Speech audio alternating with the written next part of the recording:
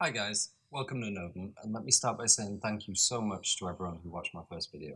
Especially to all the people that left comments, it really was encouraging. Obviously there's still a lot of kinks to work out, but hopefully you'll see a drastic incline in quality as I roll out more and more videos.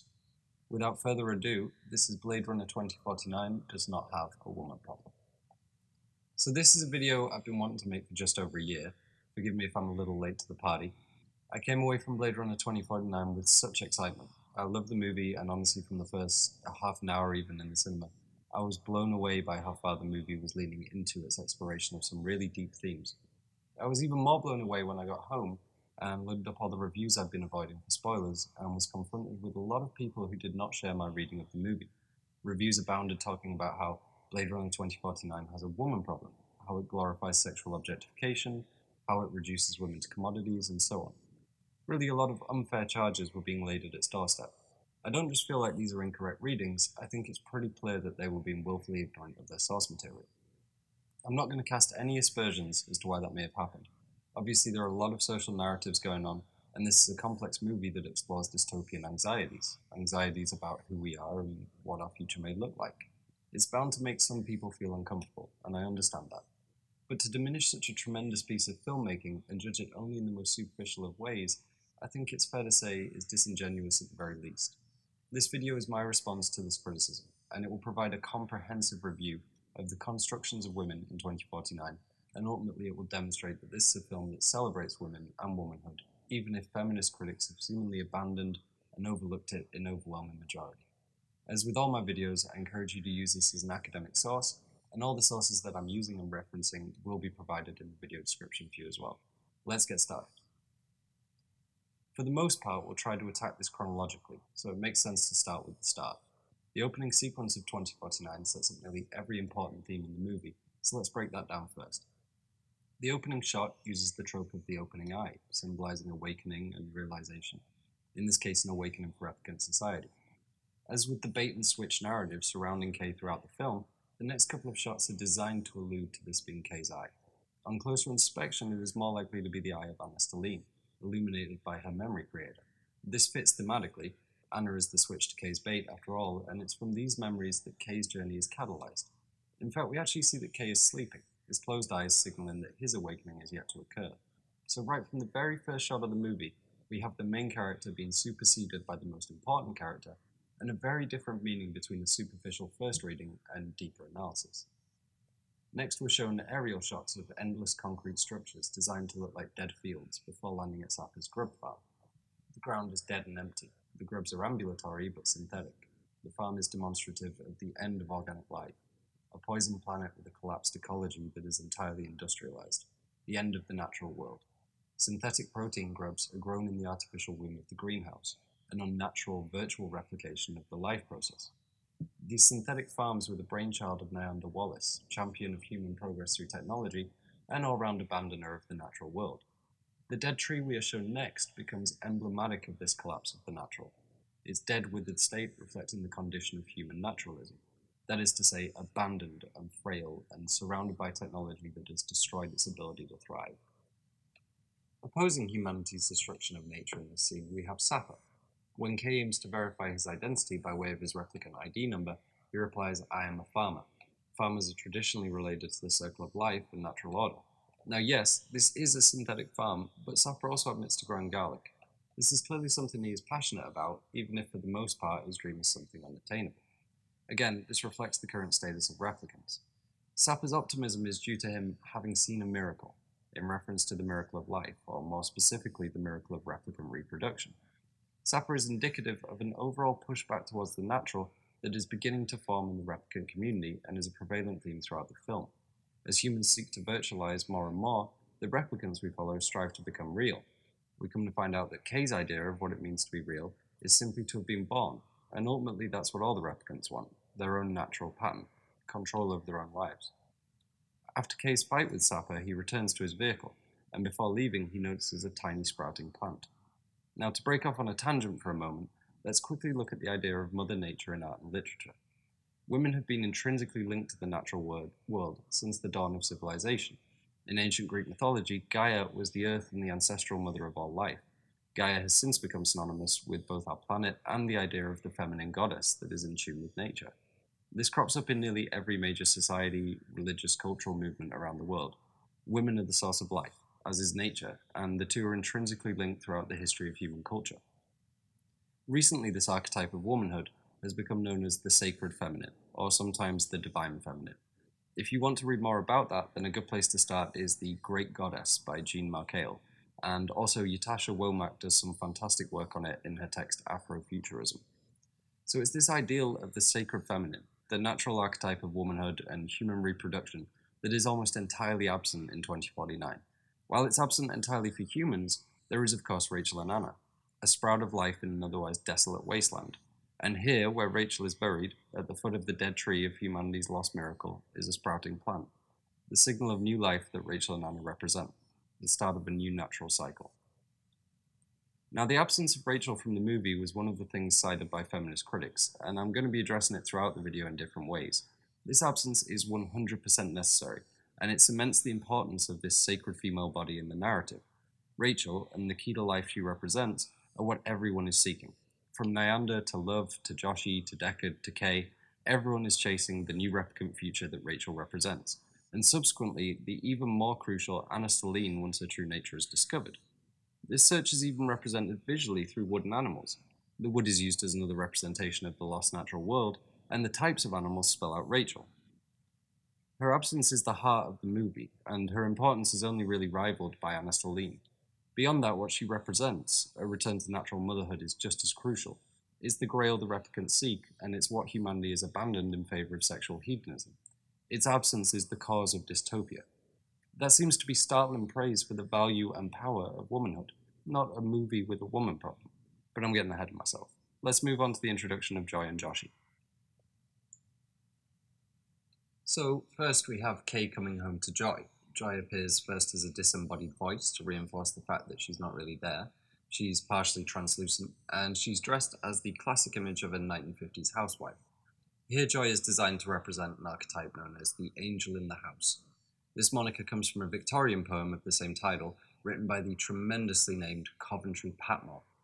Angel in the house describes the stay-at-home woman, more importantly the woman who is happy to stay at home, to cook and clean and serve her husband and family. This has been widely criticised as a repressive female role, and rightfully so. Virginia Woolf famously said that killing the angel in the house was part of the occupation of a woman writer. As was shown from Joi's customization panel, and repeatedly reminded from her advertising, this is a version of Joi that Kay has selected, his user preferences.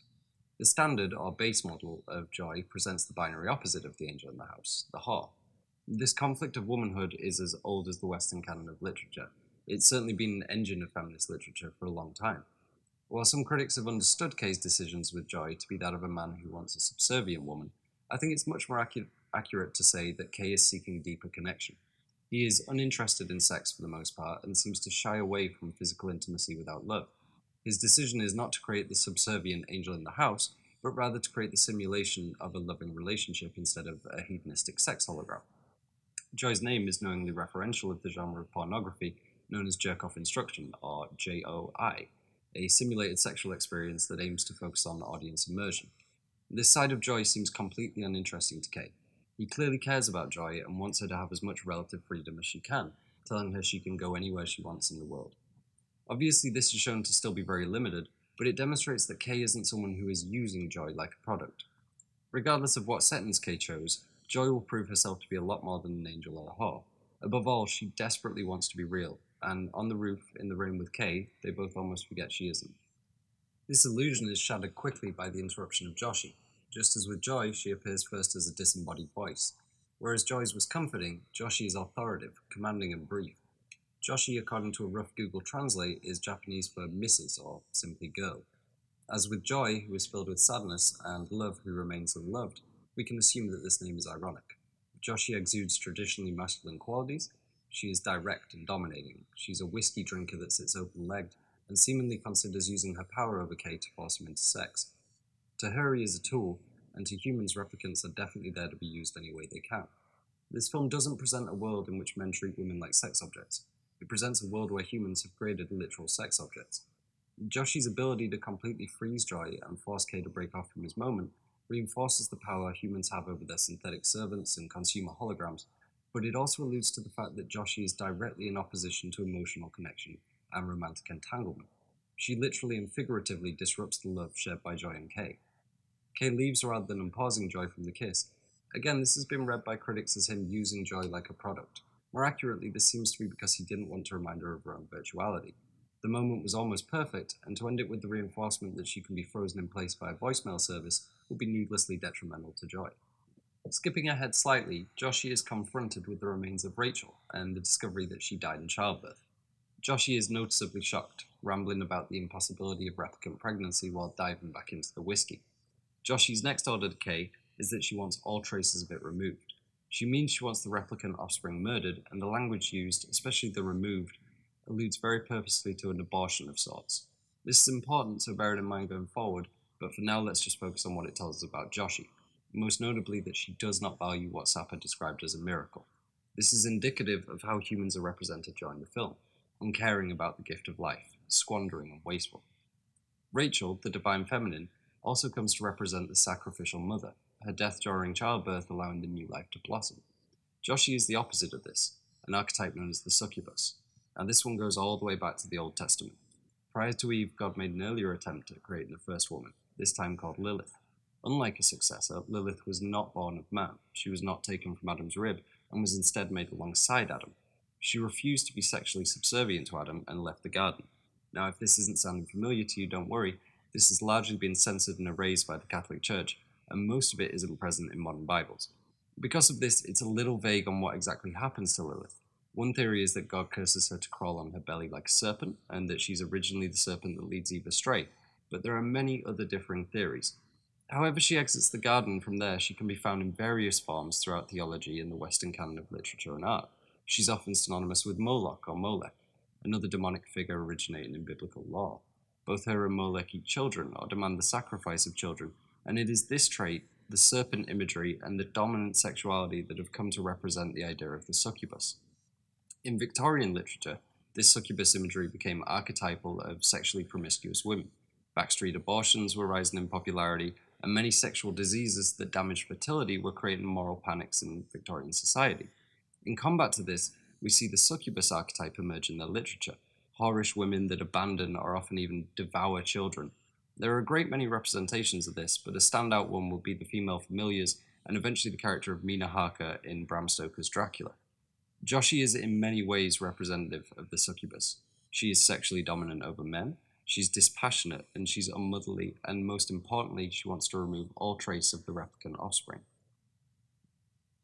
Kay's response to Joshi's order is, "I've never retired something that was born before."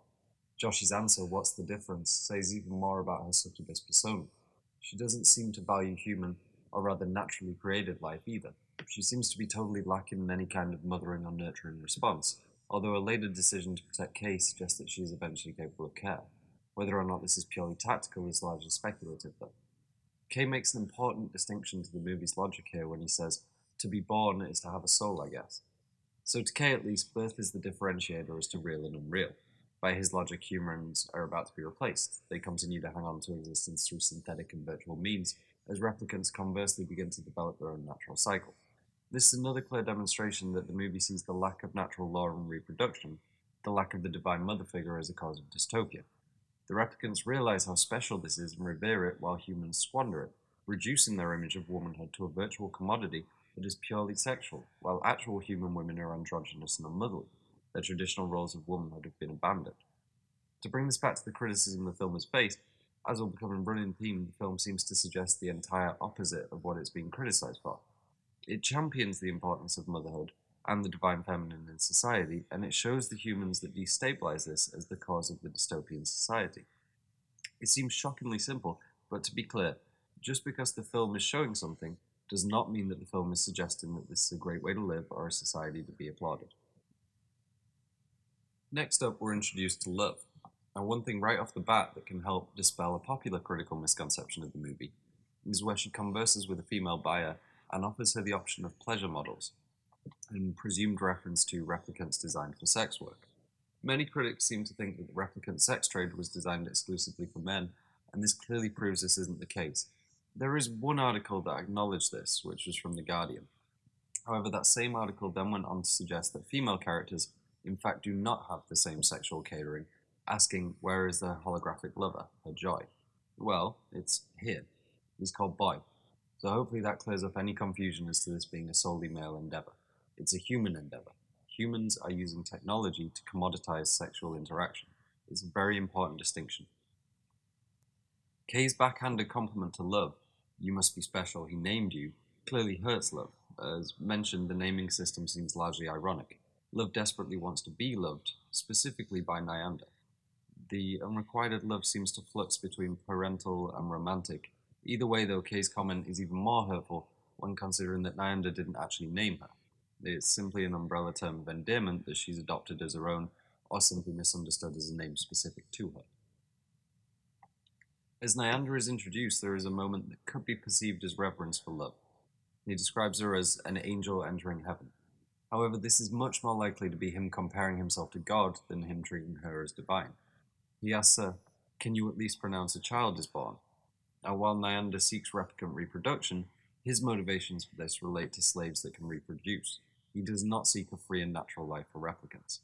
He is representative of humanity's desire to consume, wanting to seek out more and more planets to industrialize.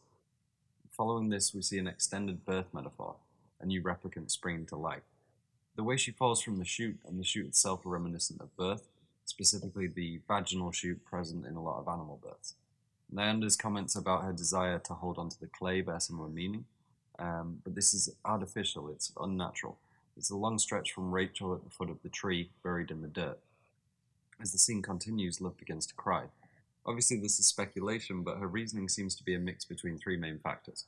The violence against the replicant body, the fact that she has failed Nyander, and most importantly, that the act of pregnancy is not something she can achieve, both in terms of her own womanhood and in regard to how it's their larger project in the advancement of replicants. She cannot procreate in any sense, and she is surrounded by humans that squander that gift. Nyander clearly holds nothing but contempt for this failure. As he traces the reproductive organs of the replicant, his language is deliberately cruel, referring to it as a barren pasture and the empty space between the stars. Again, although he is reinforcing it very negatively, there is a reverence from Nyander regarding the ability to bear children. His error lies in his approach, seeing this as a problem of mechanics, while replicants see it as something that is sacred. In fact, he describes replicant reproduction as a trick, which is interesting given his previous reverence. It becomes clear that this is a reverence for what that power would afford him, that he could storm Eden and retake her. He doesn't seek replicant reproduction for any reason other than by his own definition, it will put him on par with the creator god. Interesting that he mentions Eden and refers to retaking her rather than it. Keep that in the back of your mind moving forward. And while Nyander's reverence for the power, he certainly does not respect the vessel. Upon finding out about Rachel's offspring, he orders Luv to bring him it. It's still an it to him, whereas to Kay being born was the differentiator to having a soul. It's pretty clear which side the movie lands on once Anna is introduced. She certainly seems a lot more like a her rather than an it. This scene also starts a definite pattern of violence against female reproduction, specifically the womb. As Nyander charts the, as he puts it, barren pasture in front of him, he takes out a scalpel and cuts across the womb. This is obviously a product of his anger and is targeted at the cause of his anger, barren womb. This was read by some, though, as male violence against the female body. Make no mistake that it is human violence against the replicant body. His rage stems from his inability to create a self-producing workforce. Nyander's world is one of synthetic consumption and unending advancement, a world where a miracle only exists to be exploited. It is unlikely, then, that his rage is anything to do with gendered bigotry. He seems unconcerned with gender relations and sexuality beyond its functions, just like the other humans were presented during the film. With that being said, it is a purposeful attack on female reproductive organs, and that's going to come up again in reverse, and with a lot more emotion behind it. Let's focus briefly on the introduction of Mariette. She's working under a cityscape of hypersexualized holograms in an on-street brothel. This has been another large point of criticism. Obviously, we've already covered that this is both male and female sex work, but to address the concerns regarding the permeation of naked female holograms, as with the majority of the material we're looking at here, this is a condemnation. Human society is decadent. It treats sex as a commodity. Hence why adverts for sexual services are shown in conjunction with things like Coca-Cola and Atari. It's a commentary on hypersexualization, and it's a pretty damning one. It is anything but exploitative male fantasy sci-fi as it's been described. Mariette sees Kay's image of a tree, and she hasn't seen one before, but she thinks it's pretty. Kay replies that it's dead. Now, the literal understanding of this exchange is that nature is so scarce that she's never had any experience of it, and it's too late to recover it. It's dead. But the deeper meaning here is that although she sees beauty in the gifts overlooked by humanity, she cannot perceive them for herself. She doesn't recognize them. Even deeper is that Kay sees something that was beautiful that has died. She sees something that is pretty. She wants the life humans have currently. Kay wants the life humans used to have. Mariette hears the ringtone of Joi's emanator and criticizes Kay for not liking real girls. Obviously, she means real as intangible, physical, unlike Joi's hologram. There is obvious irony here, however, as she works as a prostitute, a career that often requires developing a simulated or virtual connection with a client, and she is currently trying to spy on Kay. Moreover, the connection that Kay has with Joi is seemingly very real, even if they are both, in a lot of senses, virtual. There's not really a gendered commentary going on here. There's a commentary on the importance of connection and love rather than hedonistic nihilism. Kay recognizes the value in the life humanity has lost. The world is barren, a dystopia built on the reduction of people to parts, and the virtualization of sexuality and the cycle of life. But the film also presents a route back, a route Kay has seen firsthand. The tree, the sprouting of new life, Rachel, Anna, the divine feminine, the miracle of birth. This is the salvation the film presents. So now let's focus on Anna and close read her first meeting with Kay. Anna Stelline represents this light of salvation at the end of the cyberpunk tunnel, the sprouting flower at the foot of the decaying monolith. And the film introduces her in a luscious forest surrounded by nature and life, again reinforcing this idea of moving back towards the natural. Sure, the forest is virtual, but so was Rachel, and she gave birth to Anna. Reality born from a dream, just like the forest Anna has created. Perhaps also like the forest Anna will create. A world of her design, a world that replicants are capable of creating given the same natural miracles that humans are capable of, the miracle that Anna is a product of. While it is certainly referred to definitively as a forest in the script, the imagery is equally reminiscent of a garden. And there's certainly an undertone here that she is, or is perhaps the product of, a replicant equivalent of Eve from the Garden of Eden, the original symbol of womanhood and the reproductive cycle, and in many senses the divine natural feminine. So it makes sense that the film would draw correlations between her and Anna. There is certainly a sense of the divine to Anna.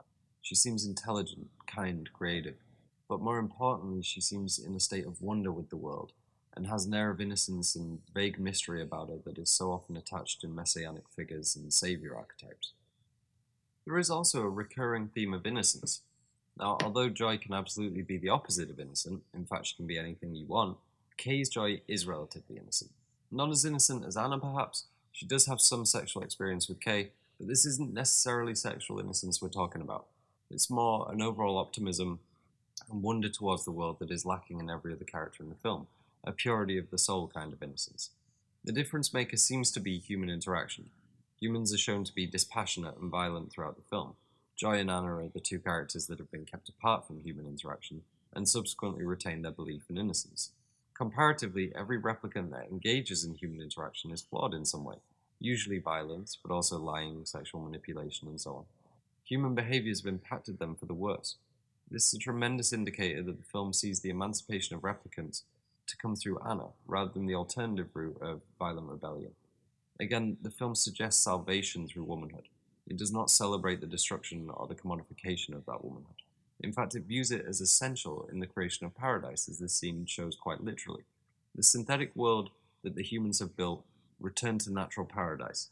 Designed, yes, and structured, yes, but still as real can ever really mean. Following Kay's meeting with Anna comes the only thing mildly resembling a sex scene in the movie. Again, this is evidential that the movie is not objectifying, it is exploring objectification. There is a lot to unpack in the scene, and we've unpacked a lot already. Another criticism levied at this film is that it offers no deeper commentary on the women it depicts in sexualized roles. Hopefully it's already more than apparent that this is not the case, but if not, it should be pretty certain following our analysis of this scene. Joi's reasoning behind hiring Mariette is that she wants to be real for Kay. He replies by telling her that she is real for him, but Joi is clearly in agreement with Mariette in that neither see Joi as real. Kay clearly opposes this. For him, the love is very real, and Joi is very real. Another important distinction is that Joi doesn't simply just want to be real, She wants to be real for Kay. Her damaged identity is driven mainly by the fact that she can't validate her love for Kay in a physical way.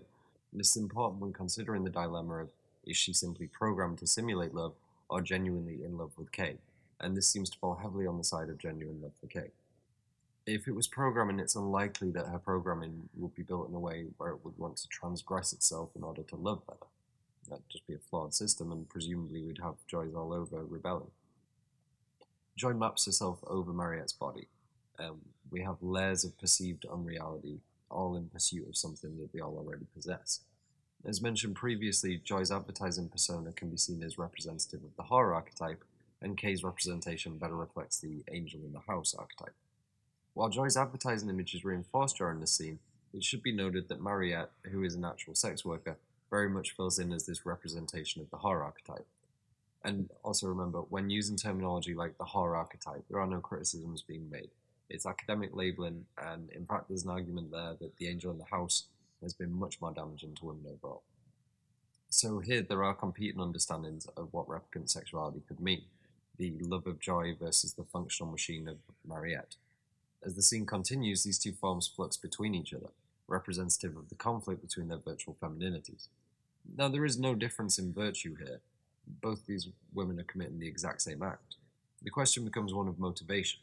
Joi is trying to further her emotional connection to Kay, Mariette is trying to spy on Kay.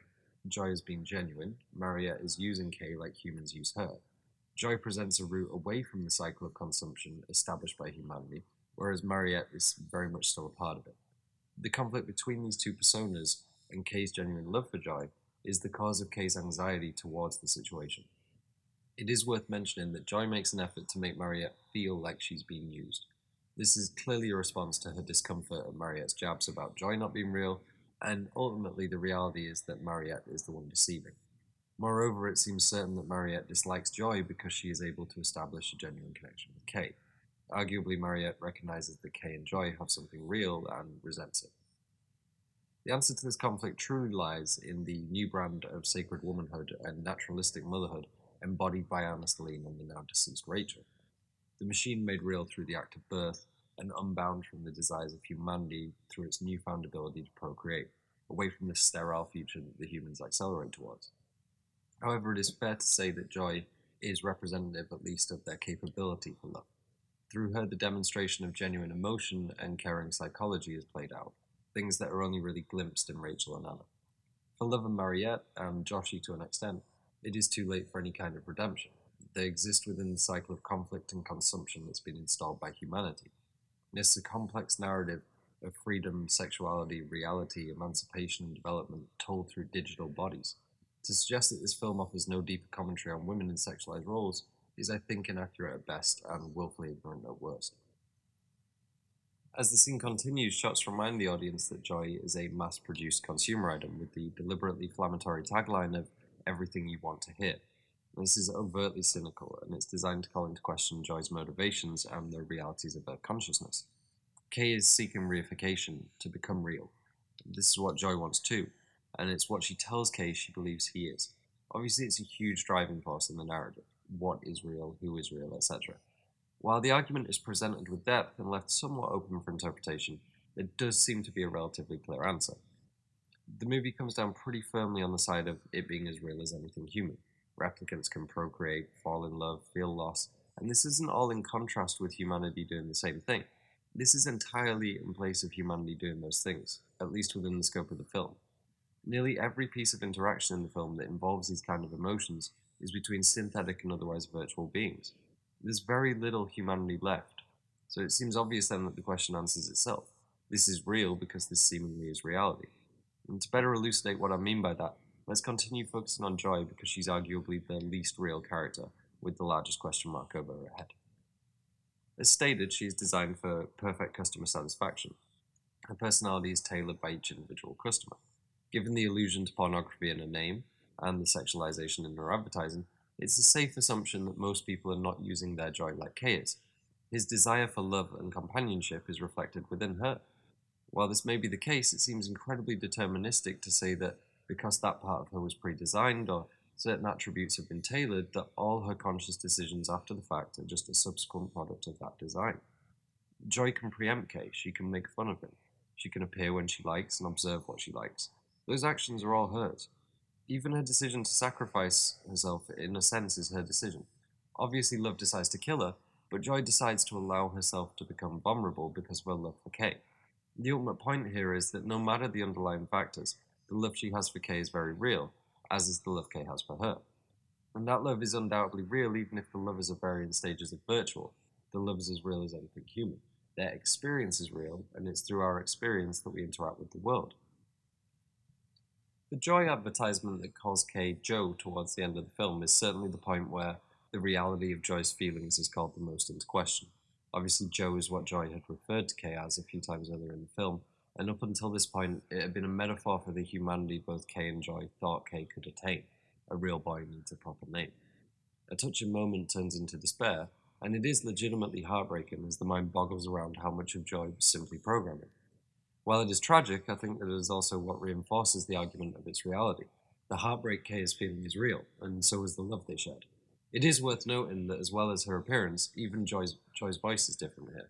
It's not Kay's Joi, it's just a shell that reminds him of a past connection, just as with Deckard and the recreated Rachel. If there was still any doubt as to the sincerity of Joi's love, there is one final piece of cementing information. Closing out the scene prior to Kay meeting the Joi advertisement and his anguish in the rain close-ups, Nyander announces in almost narration, "Pain reminds you the joy you felt was real." This is actually quite on the nose in how it's presented. In the next few seconds, the film shows Kay, in pain, in the midst of being reminded of the reality-bending nature of his former lover and wondering whether or not it was real. And that pretty much says outright that Joi, the joy Kay felt, was real. A major secondary narrative in Blade Runner is memory. Kay's memory of Joi is nothing like this. The advertisement, that is. His Joi was the angel, not the seductress. His memory of her is one that is warm and caring. An important distinction made by Anna is that memory is all you need for real human emotion. So again, this seems evidential that the Joi in the advert and Kay's Joi are not simply one and the same. Because there is little exploration of other Jois, it can't be certain whether or not other Jois would have similar anxieties as Kay's Joi did. Anxieties about their own reality and their desire to be real.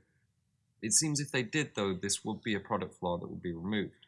It can be assumed this isn't an alpha or beta version of Joi. This is the final product, mass-marketed with all the kinks worked out. That means that this desire to become real is unique to Kay's Joi, and then the question becomes why? Maybe the answer lies with Kay and his own existential queries. Maybe they provide the catalyst for this particular Joi's awakening. The previous absence of any kind of genuine bond, perhaps the only thing separating her and all Jois from attaining reality, and subsequently a desire to become tangible within that reality. It may seem a little far-fetched and soppy, almost fairy tale-like, in which true love can bring something to life. But the only other loving relationship that is really shown in any way is Deckard and Rachel. It's clear Deckard loved Rachel very much, and from their bond comes something miraculous, replicant offspring. So maybe it's not that far-fetched. Joi, for the most part, may have been an augmented reality porn experience. But Kay's Joi isn't now. Kay's Joi has transgressed that, just like Rachel did, through love, and in doing so they've become something more. There's optimism in the tragedy, a route of escape, a route to reality. And as brief as it was, Joi made it, just like Rachel and Anna. Joi's decision to sacrifice her invulnerability by going portable cannot be put down simply to her programming. It's a genuine introduction to mortality. It's also again representative of the virtual world's move towards the naturalistic way of life that humans have abandoned, and once again it is love that provides that shift. Joi says very specifically, like a real girl, I want this. Her desire for reification and tangibility supersede her desire for Joe at that moment. She wants this. It's entirely her agency, whereas at other times she may have said, for example, I want to be real for you. Here it is simply her desire for herself. And that means that in this moment, her desire for tangibility is at the least equal to her love for Kay. And if that's the case, she certainly has desires above her programming. This pretty much causes any anxieties regarding her love for Kay to disappear. She wants what she wants rather than simply following dialogues of code. In her last moments, as she knows love is about to murder her, she doesn't make any vain attempts at self-preservation. She knows she's powerless against love, but she still has agency. She uses the time to make sure Kay knows she loves him. Returning to chronology, next up is Luv's murder of Joshi. Luv is in pursuit of Kay and Anna, and Joshi informs her that she had Kay kill Anna. Love's response is telling, saying, "You tiny thing, in the face of the fabulous new your only thought is to kill." Love resents humanity, but through a subservience to Nyanda, she remains molded by it, controlled by it, but unable to become it. This frustration comes to an apex here with Love stabbing Joshi, again attacking the womb, an attack on Joshi's womanhood, an attack on the opportunity that Love perceives Joshi to have squandered, an attack on the grail she can never have, the grail she seeks for Nyanda. Joshi is a woman that, as mentioned previously, exhibits traditionally masculine traits. She is certainly unmotherly, and in that sense she has everything that Love seeks, but she turns her back on it. All the rage Love has towards humanity she puts into her murder of Joshi. This meaning behind Love's violence is crucially important. In fact, the scene doesn't really show the violence, only the location of the attack on the body and the act from outside the window. It wants the audience's attention to focus on the where, and then the why becomes obvious. Surrounding the womb stabbing, Love begins to cry as she did when she watched Nyanda do the same earlier in the film. This is further signal of her reverence for what she is destroying. This becomes even more apparent when considered next to other instances of Love's violence. When she kills a human male, it's quick and pragmatic. When she attacks Kay, again, her attacks are practical and to the point. She's trying to win. When she shoots fake Rachel, she is uncaring and surgical. When she attacks Joshi, she wants her to hurt. She squeezes broken glass into her palm and cuts her across the belly, attacking her reproductive organs. A final instance comes from her crushing Joi. Now, while there isn't much in the way of torture here, Love, like Mariette, is clearly resentful of Joi and Kay's connection. She goes out of her way to make Joi suffer by reminding her that she is, or I would argue was, a product. Killing Joi is an act she commits out of rage. Just like her murder of Joshi, her rage at what they've come to represent to her. Love can't love like Joi or reproduce like Joshi. All she knows is the violent molding she has had through her interactions with humanity, and she channels this as retributive violence against those who have the gift she lacks. Her murder of Joshi is also symbolic of the replicant's desire to get rid of this succubus persona that pervades humanity, the one that just wants to consume and destroy rather than create. While Joshi does a lot to seemingly redeem herself following Kay's baseline test, keep in mind that she is only being so courteous because she believes Kay to have murdered an infant and prevented replicant emancipation. Let's move on to the ruins of Las Vegas. This is one of the most confronting scenes regarding humanity's ongoing downfall. It's also the clearest indicator of the film's condemnation of sexual nihilism on a species-wide scale. Vegas is littered with enormous monuments to hedonism and sexual objectification. Mankind's legacy is set in stone, and it's nothing but degradation and sexual excess. The statues are void of any kind of classical elegance. They are instead pornographic caricatures and sexualized positions. As Kay walks, he comes across a broken statue head in the sand. And this seems to be a pretty clear reference to Ozymandias, the poem by Percy by Shelley.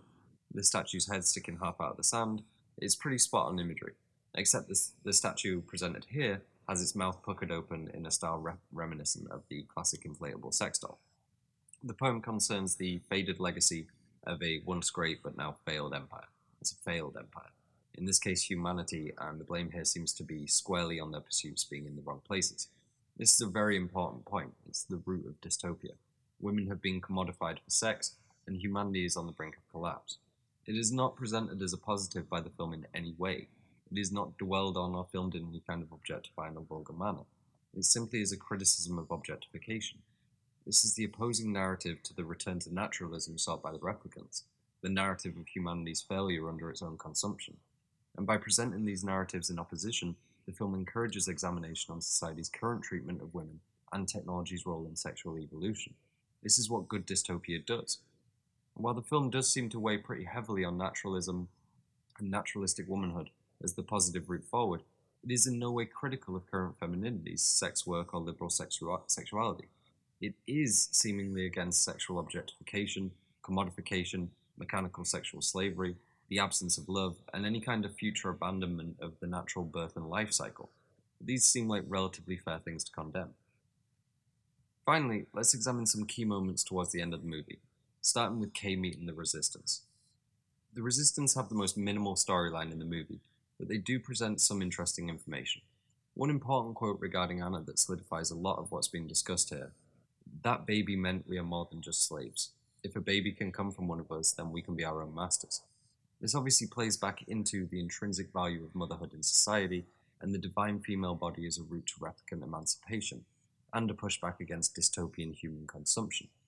While admirable in their goal of emancipation for the replicants, the resistance seems to be fixed on human methods: violent uprising, assassination, suicide even. As Mariette appears to be approaching redemption in saving Kay, it quickly becomes apparent that she is using him in the hope that he will kill Deckard and die himself. Just like the humans did, she uses Kay for her own violent ends. They hope that Anna will lead their army, but it seems pretty clear that that's not who Anna is. The film shows violent climax to be reductive and counterintuitive. Anna will succeed through harmony, not conflict. Nyanda tries to goad Deckard with his recreation of Rachel to demonstrate the supposed virtuality of his love. This doesn't work, however. Just like Joi, Rachel was real. This could never be her. Deckard sees this for what it is, telling Nyanda her eyes were green. The subtext is clear. You can't just copy and paste Rachel. She represents something more, something real, and something finite. Nyanda could maybe recreate a shell of Rachel, but he can't recreate the Rachel that Deckard was in love with. Nor can he recreate a replicant capable of conceiving like her, giving further credence to love being the factor that allows transcendence here. The film closes with Deckard uniting with Anna. This is a very important moment because it's the only representation of a family unit in the entire film, a healing of a divide that is symbolic of the changes that Anna will bring about. In fact, the reality in Anna's memory lab has begun to mimic the snow outside, foreshadowing the impact that she is going to have on the world, and it's told through naturalistic imagery of the snow, and further blurring the line between the virtual world of the memory lab and the real world outside with both the virtual and real snow. Overall, Blade Runner 2049 is a film that presents a black mirror of current anxieties regarding sexuality, technology, and human social advancement. It champions the miracle of reproduction and womanhood above all else, and demonstrates this through the importance of nature and naturalism. While much of this is told through absence, it is through its absence that we come to understand its full importance. It's through dystopia we see the dangers awaiting us in our future, and here the dangers presented are clear: the abandonment of joy, love, sex, the familial unit, nurture. This will be the cause of society's downfall. But in the midst of this dystopia, the film presents routes to salvation. Joi, the virtual sex worker, able to transgress her imprisonment and attain not just real love, but also realization of the self. More importantly, we have Anna and Rachel and the miracle they hold within them, something that the film clearly presents as stronger than violent rebellion or technological slavery. The power of the divine feminine body and the new natural cycle it will use to destabilize the dystopia humanity has built. While this future is still in doubt at the end of the movie, Anna clearly presents the most optimistic version of social change and is the only character with any real power to affect that change. And that's everything. Hopefully that's proven that the backlash the film faced was unfounded and based on some very superficial analysis. This seems to be a film that celebrates women at every turn. Now, I did consider addressing specific articles and concerns one by one, but ultimately I wanted this to stand on its own and I didn't want it to be a video where I was just criticizing other people. If you've spotted anything I've missed or if you've got any questions, please let me know in the comments below. And especially let me know if you use this as a source for any academic projects you might be working on. I would love to read them.